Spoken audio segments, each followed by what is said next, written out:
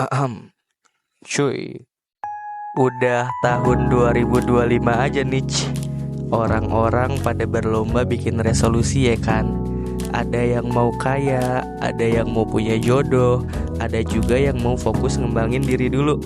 Dan soal ngembangin diri nih Bray, kadang-kadang suka bingung gitu gak sih? Kayak mau mulai dari mana? Soalnya nih, dari tahun-tahun kemarin, hidup kita kayak jalan di tempat aja gak sih Bray? Mau bikin resolusi kayak apapun juga akhirnya cuman jadi imajinasi doang. Tapi lu santuy aja cuy.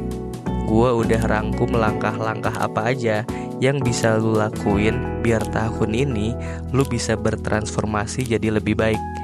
Dan biar bacotan gue ini agak terstruktur dan bermanfaat dikit, gue udah bikin 8 langkah buat transformasi diri biar lu gak bingung lagi cuy.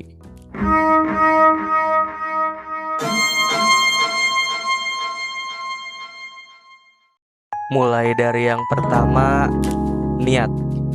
Kenapa niat dulu? Karena niat adalah fondasi utama dalam setiap tindakan yang kita lakukan. Sepenting apapun sebuah tindakan, tanpa niat yang jelas dan tulus, hasilnya mungkin gak akan maksimal. Dan niat juga bakal menentukan arah, tujuan, dan makna dari apa yang sedang kita kerjakan. Dan lu bayangin aja cuy, memulai perjalanan tanpa tahu kemana arah tujuan lu. Mungkin lu bakal tersesat atau kehilangan arah. Di sisi lain juga, niat adalah kompas yang bakal membimbing setiap langkah kita untuk memastikan bahwa setiap usaha yang kita lakukan memiliki arti dan membawa manfaat, baik untuk diri sendiri maupun untuk orang lain. Dengan niat yang baik, bahkan hal sekecil apapun dapat memiliki dampak yang besar. Jadi ya, biasain aja cuy, memulai sesuatu dengan niat yang jelas, tulus, dan positif ya Bray. Karena niat itulah yang akan menjadi energi penggerak dan penentu keberhasilan kita. Terus langkah kedua, kenali diri sendiri. Di fase ini, luangkanlah waktu untuk introspeksi diri Bray. Dan pahami kekuatan serta kelemahan kita. Gak usah bandingin diri sama orang lain. Biarin aja fokus dulu sama diri sendiri. Kembangin apa yang jadi kelebihan kita dan benahi apa yang jadi kekurangan. Gak usah juga buru-buru buat patok target. Pokoknya jalanin dulu aja pelan-pelan. Karena yang paling penting dalam fase ini adalah mengenali dan memahami diri kita secara utuh. Terus yang ketiga, berpikir positif. Kita bisa mulai dengan latihan bersyukur dulu cuy. Kayak nginget-nginget kalau kita tuh masih dikasih nyawa, inget kalau kita masih bisa makan dan minum, atau bersyukur hari ini masih bisa ngedipin mata. Pokoknya ya, bersyukur mulai dari hal-hal yang sederhana aja dulu Bray. Belajar bersyukur juga bisa jadi ajang ngelatih mindset kita, biar terbiasa berpikir positif dan gak netting-netting mulu. Terus yang keempat, tingkatkan skill dan pengetahuan. Kalau sekiranya lu udah punya skill, tugas lu adalah untuk mengembangkan skill yang udah lu punya itu cuy. Tapi kalau sekiranya belum, lu boleh cari skill tertentu yang pas sama diri lu. Dan ketika akhirnya udah dapet nih, konsistenlah buat mendalami skill itu. Apalagi di era serba praktis kayak zaman sekarang, informasi bakal lebih gampang buat lu dapet. Terus juga nih, sambil belajar nanti, lu juga bisa dapet banyak pengetahuan baru ya kan. Dan jangan sungkan juga buat bertanya sama ahli di bidang yang pengen lu pelajari. Karena ya, malu bertanya bakal sesat di jalan ya kan cuy. Yang kelima, berbuat baik kepada orang lain. Praktek ini juga bisa banget kita lakuin Bray.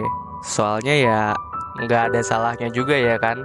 Mulailah berbuat baik ke orang-orang terdekat dulu cuy. Semisal berbuat baik ke keluarga, temen, atau sahabat. Atau nih, biar agak keren, kita bisa berbuat baik ke orang sekitar yang membutuhkan. Semisal sedekah sebagian harta kita ke anak-anak yatim, atau ngasih makan hewan-hewan liar di jalanan. Dan gue tahu lu semua adalah orang baik cuy. Jadi ya, sehat-sehat orang baik. Hehe. Terus yang keenam, jaga keseimbangan hidup. Nah ini nih, fase yang membutuhkan action banget Bray. Di fase ini, udah saatnya kita membuang semua kebiasaan buruk kita di masa lalu. Semisal makan gak teratur, kecanduan medsos, kecanduan PMO, dan keseringan begadang. Mulai sekarang nih Bray, ganti semua itu sama aktivitas yang positif. Mulailah membangun kesehatan fisik dengan makan sehat, olahraga teratur, dan istirahat yang cukup. Dan gak cuma itu, lu juga bisa menjaga kondisi mental dengan cara lebih rajin ibadah, meditasi, atau berbagai macam kegiatan yang bisa bikin pikiran lu tenang cuy. Dan jangan lupa buat mengelola waktu, biar keseharian kita bisa lebih produktif dan menyenangkan. Terus yang ketujuh, belajar dari kesalahan.